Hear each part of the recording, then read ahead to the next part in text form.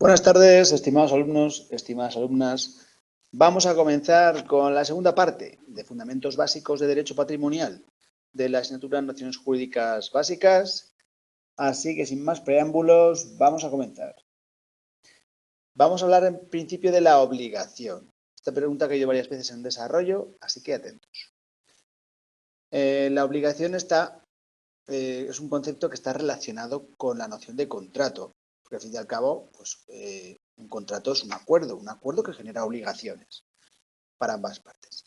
Entonces, hay que tener en cuenta que la obligación es un concepto en general que va más allá de lo jurídico, por eso es metajurídico, y es un concepto social. En algunas ocasiones tiene eficacia jurídica y en otras no. ¿Por qué? Porque hay obligaciones que no tienen trascendencia jurídica, como las familiares, las morales, las profesionales, las relaciones de amistad. Yo no tengo obligación, pues si quedo con mis amigos, pero tampoco tengo la obligación. Más bien es una opción, ¿no? Pero claro, si no pierdes la amistad. O sea, hay veces que tienes cierta obligación, pero no tiene consecuencias jurídicas. Pero es obvio que la obligación está vinculada al comportamiento humano o a la conducta humana. Y ya veremos que puede ser jurídicas, con trascendencia jurídica, o obligaciones sociales o de decoro, morales, que no tienen trascendencia jurídica. El concepto de obligación, el concepto jurídico ya de obligación, pues obligatio en latín, deriva de obligare y esta de ob, alrededor, ligare, unir y atar. Unir o atar, es decir, hablamos de una sujeción, de una ligadura, de un vínculo. Quedaros con esta palabra porque va a ser muy trascendente. La expresión de vínculo, esa obligación, el derecho, en derecho la expresión de obligación se utiliza siempre pues hablando de una relación jurídica entre dos personas. Una puede ser acreedor, otra puede ser deudor, dependiendo de la posición en que esté cada uno de ellos. Al fin y al cabo tienen un vínculo jurídico que ya veremos en qué forma les ata o les une.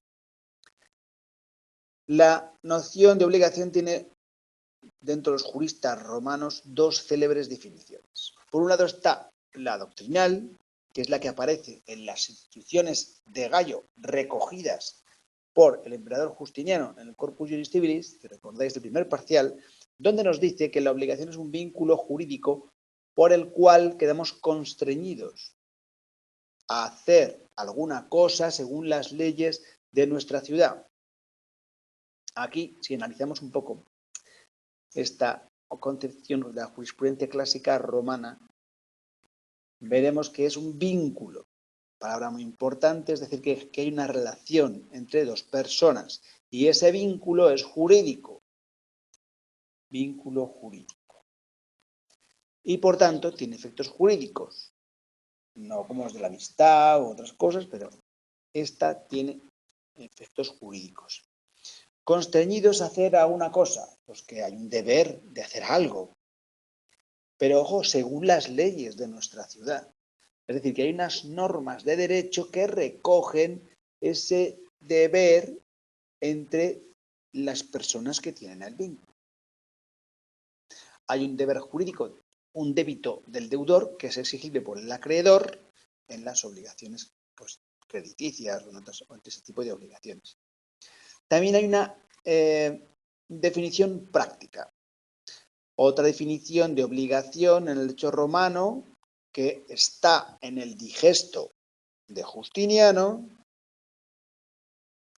donde se afirma la esencia de las obligaciones consiste en constreñir a otro para que nos dé, haga o preste algo. Y hoy ya vamos concretando más en qué es aquello que une la relación. Es una obligación para que otro nos dé, nos haga o nos preste. Aquí hay dos definiciones romanas, como habéis visto, pero que uniendo ambas, ya llegando a la formulación más actual, se podría formular de la siguiente forma. La obligación es el vínculo jurídico por el cual quedamos compelidos o constreñidos a dar, hacer o prestar alguna cosa. Dar, hacer o prestar alguna cosa. Pues bueno, en los intentos de distintos códigos civiles europeos, pues bueno, en el artículo 1088 de nuestro Código Civil, que ya sabéis que es heredero de la tradición napoleónica, pues bueno, vemos que dice, en el libro cuarto, dice de las obligaciones y contratos, y afirma, toda obligación consiste en dar, hacer o no hacer alguna cosa. ¿Veis? Esto que antes. Entonces, según el artículo del 178 del Código Civil, 1088 del Código Civil, nos dice que toda obligación consiste en dar, hacer o no hacer alguna cosa. ¿Veis? Aquí habla de la obligación, pero por su contenido, no por el vínculo, ¿vale? Entonces, de alguna forma, lo que caracteriza la obligación es que ese dar, hacer o no hacer son como deberes exigibles jurídicamente, pero no entra el código en el vínculo, sino en la consecuencia de la obligación, que es pues, que genera ese deber de dar o no hacer jurídico. Por contenido de la obligación. ¿Cuál es el contenido de la obligación? Pues una palabra que define el contenido de la obligación sencilla, que es prestación. Porque prestación puede englobar varias cosas. Puede ser dar, hacer o no hacer. ¿Vale? Cuando consiste en dar, el deudor pues entrega a favor del acreedor. Da. Cuando consiste en hacer, pues el deudor tiene que hacer algo a favor del acreedor, un comportamiento, pues defender en caso de un abogado, atender la salud de un paciente en caso del médico. Cuando la obligación consiste en no hacer, se trata de dejar de hacer algo. Por ejemplo, si yo tengo un derecho de vistas, pues la persona que tiene la finca delante mío tiene el deber, la obligación de no hacer una finca un edificio de 5 plantas que me tape mi derecho de vistas. ¿Entendéis? Hay una parte que se puede obligar a no hacer. O si tiene otro un derecho a servidumbre de paso, el otro no tiene que hacer una valla que lo impida. ¿Entendéis? Bueno, fuentes del vínculo obligatorio, es decir, ¿de dónde nace la obligación? Pues bien, estas obligaciones nacen de algo, pues hay unos hechos jurídicos de los que deriva una relación obligatoria. En principio nos hablan de hechos jurídicos. En la obra Instituciones del jurista Gallo, que luego recoge Justiniano en el Corpus Juris Civilis, nos dice, pasemos ahora a estudiar las obligaciones, cuya principal división abarca dos clases. Pues, toda obligación nace o de un contrato o de un delito. ¿Vale? Entonces, hay dos causas. El texto recoge el surgimiento del vínculo. O sea, esas obligaciones nacen de un vínculo. ¿Y ese vínculo dónde se genera? ¿Cuál es la fuente, el origen? Pues el origen de ese vínculo puede ser un contrato, que es la categoría más extensa, como acuerdo de voluntades que genera obligaciones, compra, venta, permuta, pues, cualquier tipo de contrato o sirve a arrendamiento, lo veremos. Y otra es los delitos, porque en los primeros tiempos estos delitos menos graves que no estaban dentro del ámbito penal, sino que se refiere a un tipo de delitos menos graves, sino que la víctima, pues, con una indemnización económica era suficiente. Entonces, podía el delito o el cuasi delito va a generar una obligación de resarcir económicamente. ¿Vale? Entonces, esa obligación, ese vínculo obligatorio, también puede ser origen del delito. Entonces, en principio, puede ser de contratos, puede ser de delito. En la actualidad, además de resarcir económicamente a la persona que ha recibido el daño en el delito, pues también hay una sanción penal, obviamente, porque es derecho penal. Hay pena y luego hay una responsabilidad civil derivada del daño cometido y pues hay que resarcir. Bueno, ya en Roma se añadieron a contratos y a los delitos ya otras fuentes más, como son el cuasi contrato y el cuasi delito. Y así se recogió en los códigos civiles europeos.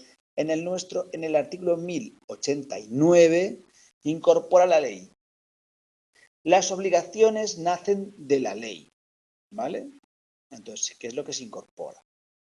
De los contratos, cuasi contratos, de los actos y omisiones ilícitos, ¿veis?, en los que interviene cualquier género de culpa o negligencia.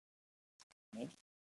Ya veis que, claro, estamos hablando del Código Civil. Aquí no nos habla de, no puede hablar del Código. El Código Penal te va a hablar de esa responsabilidad civil derivada de la pena. Pero entonces aquí en el Código Civil tiene que hablar de derecho civil. Y por eso dice que en el ámbito de derecho civil las obligaciones nacen de la ley, de los contratos o cuasi contratos y de los actos y omisiones ilícitos, y ya os apunto yo, que no siendo delitos interviene cualquier género de culpa o negligencia, porque si fueran delitos los contempla el Código Penal y no el Código Civil.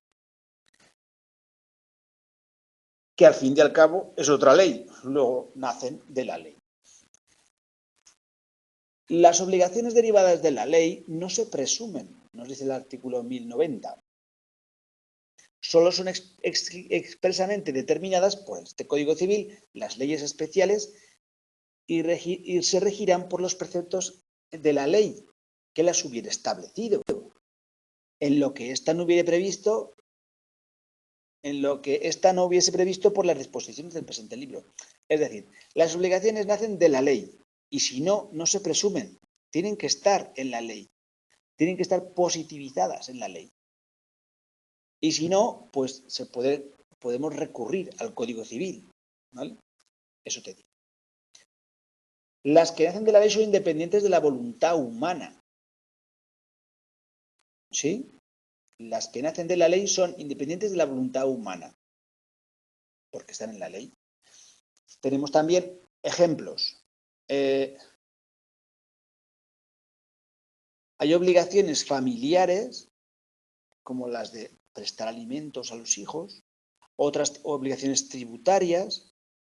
Entonces, independientemente de que tú quieras o no quieras dar de comer a un hijo, la ley te lo impone. Aunque tú quieras o no quieras pagar impuestos, la ley te lo impone. Porque su fuente es la potestad de los poderes públicos.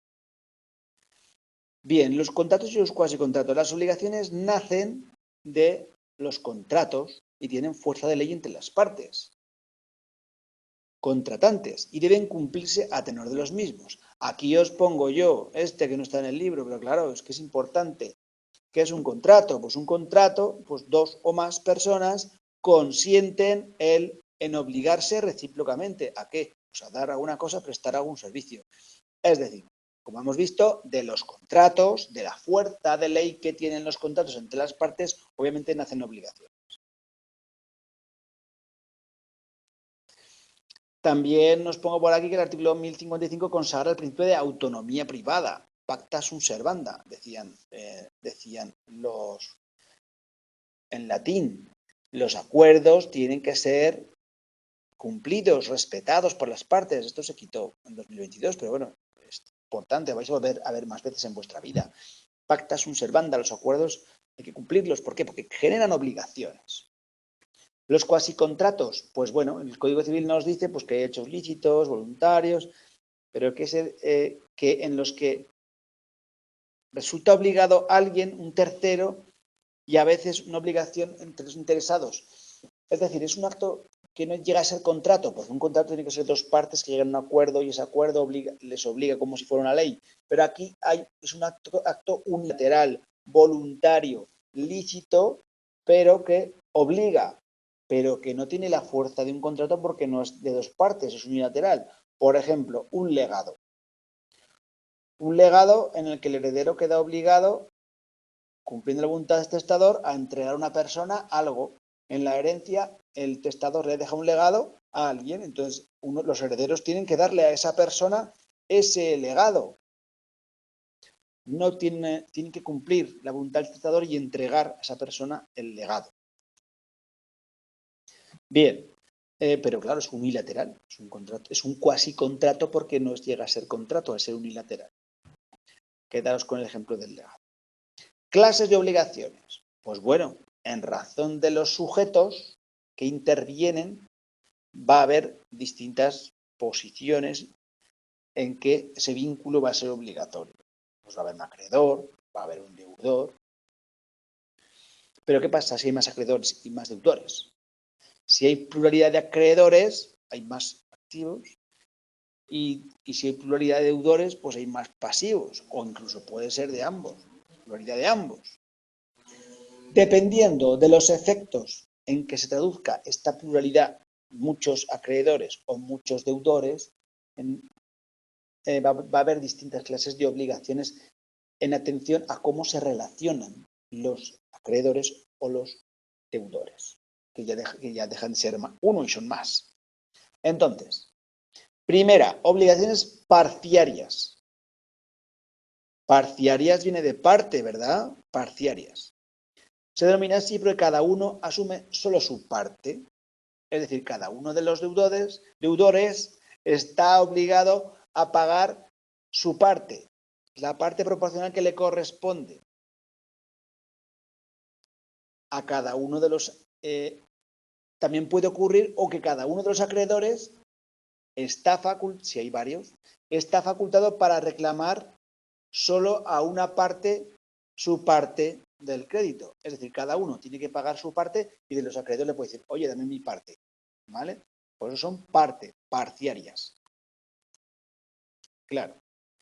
Vamos a ver las obligaciones cumulativas. Son aquellas que existiendo muchos sujetos pasivos, es decir, muchos deben, cada uno de ellos está obligado a satisfacer al acreedor el total, el montante íntegro, el total. Esto cayó en test. ¿Por qué se llaman cumulativas? Porque coge uno y acumula la deuda de todos y paga. ¿Vale? Cada uno de ellos está obligado a, el primero que pueda, pues paga todo. Y libera a los demás de pagar al acreedor. Pero luego tienen que, entre ellos, siguen la obligación de pagar al que ha pagado. ¿Vale? Entonces, por obligaciones cumulativas se refiere a que se acumulan. Por ejemplo, un deudor que tenga varios acreedores, pues imagínate que alguien vende la misma, imaginaros que alguien vende la misma casa a varias personas, por ejemplo, ya es un supuesto raro, o que cada uno de los vendedores de varios deudores, o hay varios deudores frente a un acreedor. Alguien, por ejemplo, que hipoteca la misma casa con varios bancos. Paga uno de ellos, pues ya libera a los demás. Pero claro, está hablando, tenéis que pensar en este ejemplo en que alguien hace una hipoteca, pero la hace a trozos, un trocito de cada hipoteca la hace con cada banco. Si le paga uno de ellos el total, pues ya, pero es que es un ejemplo que no funciona. Bueno, se produciría esa acumulación de obligaciones. La cuestión es que cada uno de los acreedores, de los deudores, de los sujetos pasivos de los deudores, tendrían que pueden pagar, están obligados a pagarle, a acumular toda la deuda y pagar. Y entonces los libera. Y luego, ¿cómo se saldan las cuentas? Pues entre ellos. Vale, vamos a las obligaciones solidarias. En las solidarias tenemos que son aquellas en las que uno de los acreedores, y aquí tenemos esa solidaridad activa, está facultado, en las otras no, en estas sí. Uno de los acreedores está facultado para exigir a cada uno de los deudores, solidaridad pasiva, el importe íntegro. ¿Vale? Una cosa es que uno pueda pagarlo y otra cosa es que, como las cumulativas, y otra cosa es que en las solidarias es que los acreedores puedan exigir a cada uno de ellos el importe total. Entonces, claro, ¿en qué se distinguen de las cumulativas? Pues se distinguen en que en las cumulativas, si uno paga, abona el total, libera a los demás. En este caso, ¿no? En este caso, pues siguen teniendo satisfecha la deuda por uno solo de los deudores solidarios, la obligación se extingue también respecto del acreedor para todos. También el crédito cobrado por uno de los acreedores solidarios del deudor o deudores quedan liberados respecto de los demás acreedores. Y cobrada la deuda por un acreedor solidario, los demás acreedores le pueden exigir su parte que le corresponde a ese acreedor. Asimismo, satisfecho el débito por uno solo de los deudores solidarios, este podría exigir a cada uno de los codeudores solidarios la parte que les corresponde a la deuda. O sea, aquí la diferencia es que, pues eso, en este caso, los acreedores pueden exigir a cualquiera de ellos el total, no su parte, el total. En toda relación obligatoria hay un sujeto activo, pero bueno, como hemos visto, puede haber pluralidad de acreedores y pluralidad de deudores. La solidaridad puede ser activa o pasiva. En la solidaridad activa, pues bueno, está facultado para exigir a cada uno de los deudores el importe íntegro. La solidaridad activa, claro, es que esto de la solidaridad, aquí lo explico un poco más largo para que se entienda, ¿vale? Porque esto de la solidaridad hay que entender lo que puede ser de dos formas. Puede ser solidaridad activa o puede ser solidaridad pasiva. Vamos a ver las dos cosas que pueden ocurrir. Pues bien, en la solidaridad activa, cada uno está facultado para exigir a cada uno de los deudores el importe íntegro, ¿vale? La solidaridad activa hay que distinguir el aspecto externo, relacionado con los acreedores, y el interno, relacionado con los acreedores entre sí. Vamos a ver ejemplos, que es como mejor se entiende, de solidaridad activa. Por ejemplo, en una cuenta corriente indistinta son titulares dos personas. Cada una de ellas, con su sola firma, puede retirar del banco la totalidad de fondos. ¿Vale? Ahora bien, esto no significa que se convierta en el propietario de la totalidad del dinero, sino que tendría que entregar al otro titular la suma que le corresponda en el aspecto interno. O sea, hay esa solidaridad activa, ¿vale? De esas personas que pueden disponer de la totalidad de fondos, cada uno, sin contar con el otro, pero claro, eso no significa que no le deba su parte al otro, ¿vale? Aquí tenemos solidaridad activa. ¿Cómo es la solidaridad pasiva? Un ejemplo. Aquí tenemos la cuenta corriente y aquí tenemos la solidaridad pasiva. Un contrato de alquiler, ¿vale? De varios inquilinos. Se pacta la solidaridad. ¿Respecto a qué? Al pago del alquiler. El arrendador podrá reclamarle a cualquiera de ellos y ellos deberán pagarlas. Pero luego pueden exigirse, pudiendo después exigirse a los demás, los inquilinos, el reembolso de su parte. Pero claro, el arrendador le puede exigir a cada uno de ellos el total de la renta, porque son todos solidarios pasivamente, ¿vale? Pues ahí tienes el ejemplo de solidaridad activa, la cuenta corriente que pueden disponer, y el de la pasiva, el contrato del alquiler. Bueno, dicho esto, por razón del objeto de la obligación, el principal criterio que distingue las obligaciones, pues tenemos genéricas y específicas. Las obligaciones genéricas, ¿en qué consisten? Pues bueno, pues que son fungibles, son sustituibles. Por ejemplo, 100 kilos de trigo, 100 litros. Obviamente se pueden, si yo te debo 100 kilos de trigo, pues no tienen que ser estos, sino que son genéricas, porque pues son fungibles. Puedo comprar otros 100 kilos y dártelos, y te habré pagado. O 100 litros de vino, o 10 metros de tela. Las obligaciones genéricas son imperecederas. ¿Por qué? Porque el género nunca perece. Ya veis que esto viene también de Roma, ¿no? El género nunca perece. Otro tipo de obligaciones específicas, ya no son genéricas. Aquí el deudor debe entregar una cosa concreta. Se trata de cosas determinadas por su individualidad, identidad. Por ejemplo, pues este cuadro concreto de Picasso. Vale, pues es una obligación de entregar ese cuadro, no otro cuadro, ni otro cuadro de Picasso, sino el específico, este cuadro. También hay obligaciones divisibles que el deudor puede cumplir por partes, como por ejemplo entregar dinero, pues puedo entregar por partes, puedo pagar a plazos, ¿verdad? Y hay obligaciones indivisibles, que tienen que ser una prestación única, porque por su naturaleza no se pueden hacer por partes. Si la obligación es pintar un cuadro, no se puede pintar un trozo de cuadro y entregártelo y ir pintando por trozos. O cortarte el pelo. No te puede cortar un trozo del pelo, mitad cabeza sí, mitad cabeza no. Son indivisibles. Cortar el pelo es una prestación única.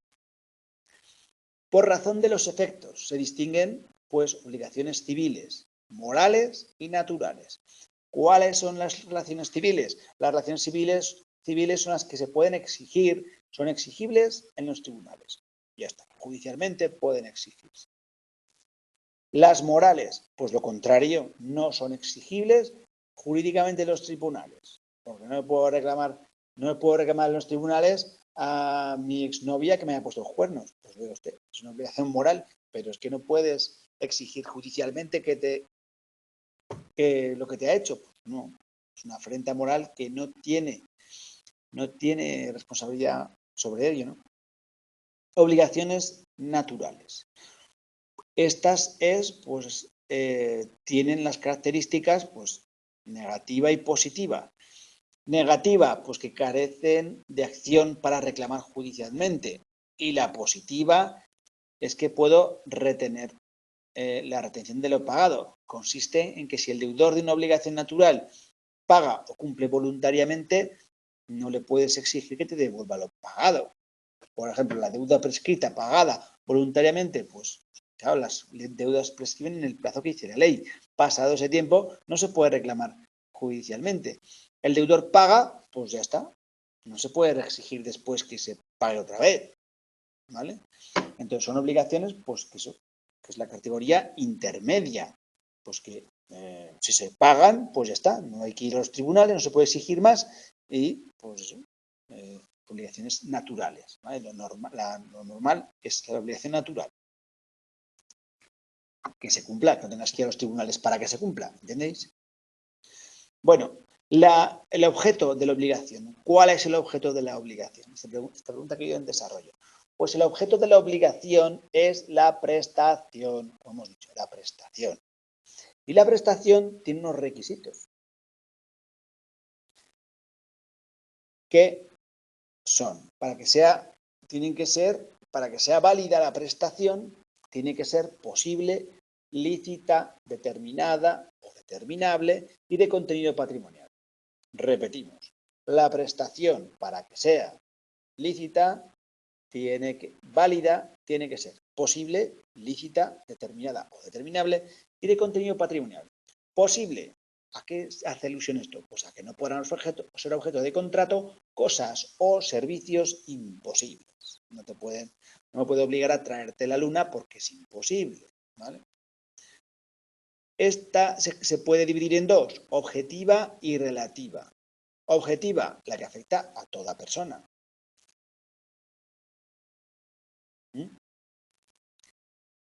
Y relativa cuando es subjetiva, es decir, que es para una persona. O sea, objetiva cuando afecta a todas las personas y relativa cuando es subjetiva, cuando es para una persona. Luego tenemos la imposibilidad, también puede ser física o jurídica. Física, pues cuando uno se compromete a entregar algo que no existe. Pues me comprometo a entregarte todo el amor, pero si es que no es tangible, ¿no? O entregar la luna, pues no es posible. Y también imposibilidad jurídica, cuando está fuera del comercio de los hombres. No puedo comprar o vender algo que no es jurídicamente, es imposible jurídicamente. No te puedo, o me puedo obligar a darte mi corazón, porque jurídicamente son objeto de contrato todas las cosas que no están fuera del comercio de los hombres, aún las futuras. Fuera del comercio de los hombres, pues obviamente está pues entregar cosas que no se pueda, ¿no? Que jurídicamente pues no se puede. No te puedo comprometerme a entregarte mi ADN. ¿Por qué? Porque el ADN pues no es comerciable, ¿no? Está fuera del comercio de los hombres. Nadie puede quedar obligado por una prestación ilícita, porque tiene que ser lícita, porque los contratos no pueden ir contra las leyes, ni contra la moral, ni contra el orden público. Por ejemplo, no me puedo quedar obligado a matar a alguien. ¿Por qué? Porque es ilícito. Determinado o determinable. Nos dice la ley que tiene que ser, el Código Civil, que tiene que ser que es nula una prestación que no se deriva de un deber concreto a favor de un acreedor. Es decir, cuando no existe una deuda acerca de cuál es el débito, pues no se puede concretar, ¿no? Tiene que determinar en qué consiste, dicho por el Código Civil. El objeto de todo contrato debe ser una cosa determinada en cuanto a su especie. La indeterminación en la cantidad no es obstáculo para la existencia del contrato, siempre que sea posible determinarlo sin necesidad de un nuevo acuerdo entre los contratantes. De contenido patrimonial, pues tiene que poder ser objeto de valoración. Alguien tiene que poder valorar ese mueble, ese inmueble, ese algo, ¿no? Tiene que poder valorar. Se tiene que poder traducir económicamente para que en caso de incumplimiento se pueda resarcir, si no, no se puede. Bueno, vamos a llegar al contrato. El contrato o contractus viene del verbo contraere, que significaría lo contraído. Pues que es un acto, negocio, convenio, pacto, se han definido de muchas formas. Y el concepto de contrato viene de la escuela histórica alemana del siglo XX y nos habla pues de que es un acto que pues despliega una actividad, es decir, un acto que es una actividad, es un negocio, porque viene de negocio, optium. Y bueno, pues en Roma era un negocio, siempre era un negocio, un acto jurídico bilateral. ¿Qué más? Pues es un convenio, también viene del latín, con verbo conveniere, significa reunirse, juntarse en un sitio, acordar alguna cosa. Al fin y al cabo se reúnen para ponerse de acuerdo. Es un pacto, el acto en que se logra la paz, por ejemplo, lo acordado. No toda convención es un pacto, pero sí que todo pacto es una convención. Bueno, finalmente, concepto de contrato.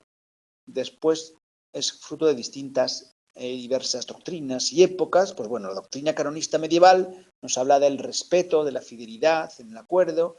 El pensamiento escolástico nos habla del voluntarismo jurídico defendido en atención a la protección de intereses. La escuela de derecho natural nos habla que como consecuencia de la exaltación de la libertad del individuo, la primacía de la voluntad humana, pues es una forma de ordenar la relación con sus semejantes.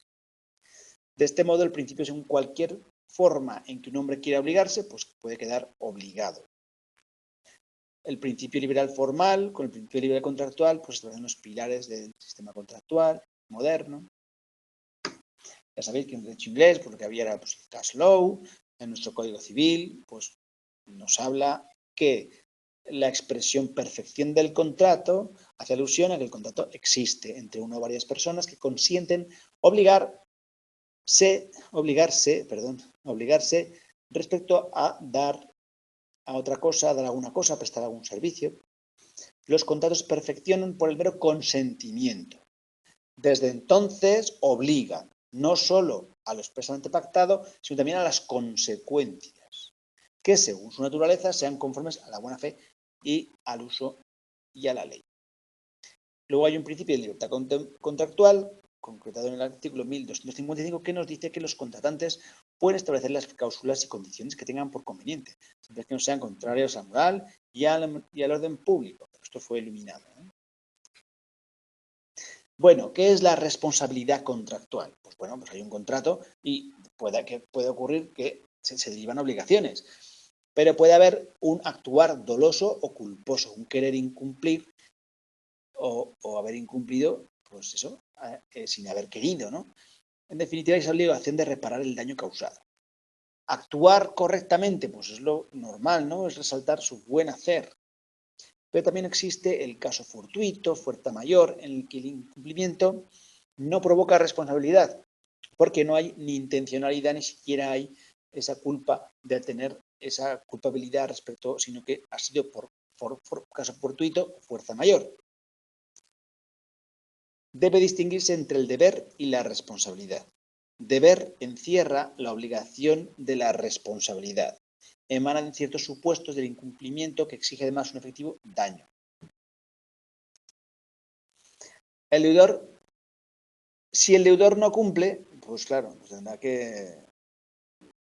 Si no cumple en el momento concreto, como dice el acuerdo, pues también está incumpliendo. O sea, está incumpliendo si no cumple en los plazos. Entonces, en esta relación bilateral. Cuando el incumplimiento se debe a un acto de omisión del acreedor, pues este no podrá utilizar medios. Cuando el incumplimiento se debe a un acto de omisión del propio acreedor, pues este no podrá utilizar los medios para acogerse, que no se recoja el Código Civil para que diga su general de buena fe, que le impida el beneficiario de su propia conducta. Es decir, el acreedor no puede beneficiarse de su propio incumplimiento, ¿no?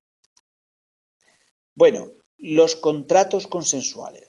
Bueno, preguntas de desarrollo de todos los años, ¿vale? Esto tienes que llevarlos muy bien. Tenemos pocos, pero son muy importantes, ¿vale? Tenemos que los contratos consensuales que han caído todos los años, tenemos la compraventa. La compraventa es un contrato consensual en el que el vendedor acuerda con otro, el comprador, la entrega de una cosa comerciable a cambio de la obligación de pagar un precio por ella. El Código Civil lo resume muy bien, diciendo que por contrato de compraventa, uno de los contratantes se obliga a entregar una cosa determinada y el otro a pagar por ella un precio cierto en dinero o signo que lo represente. Esta definición presenta pues 3 elementos típicos de todo negocio jurídico: personales, reales y formales. Personales, las partes, vendedor, comprador. Reales, la cosa y el precio. Una cosa comerciable y un precio cierto. Y elementos formales, que al fin y al cabo es un contrato que tiene libertad de forma. Puede ser escrito, puede ser verbal, pero claro, para la validez y para la prueba del mismo, el escrito es el más seguro, pero claro. ¿Pero cuáles son los requisitos de la compraventa? Pues el principio es un contrato consensual en el que lo acordado es válido. El consentimiento puede ser expreso, tácito o por gestos, es decir, sin decir ninguna palabra. Es decir, si se entrega el dinero y se entrega el móvil, como veis aquí, pues hay un acuerdo, ¿no? ¿Por qué? Porque es no formal. Para perfeccionarlo solo se requiere, pues eso, llegar al acuerdo de entregar el precio y entregar la cosa. No hay que escribirlo, pero claro, se escribe, se lleva al notario el acuerdo, dependiendo de la seguridad jurídica que queramos darle al acuerdo, ¿no? La compraventa es un contrato bilateral perfecto, porque ambas partes entregan. Hay dos partes que tienen prestación y contraprestación. De ahí que se llame sinalagmático. Las prestaciones son sinalagmáticas porque son de las partes, son interdependientes.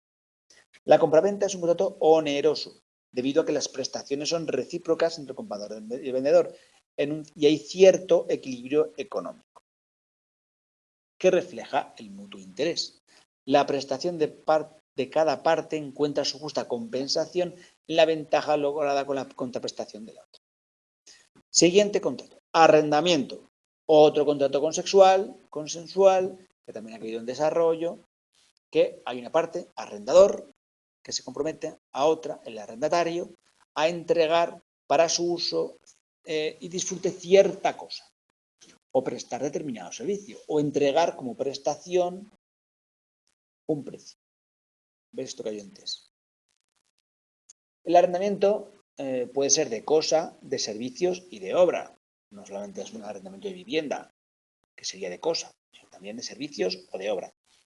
El arrendamiento de cosa, pues eso, se traspasa el ejercicio temporal de su uso y disfrute de un bien no consumible para su aprovechamiento, renta o alquiler, que es un fruto civil, y os lo recuerdo.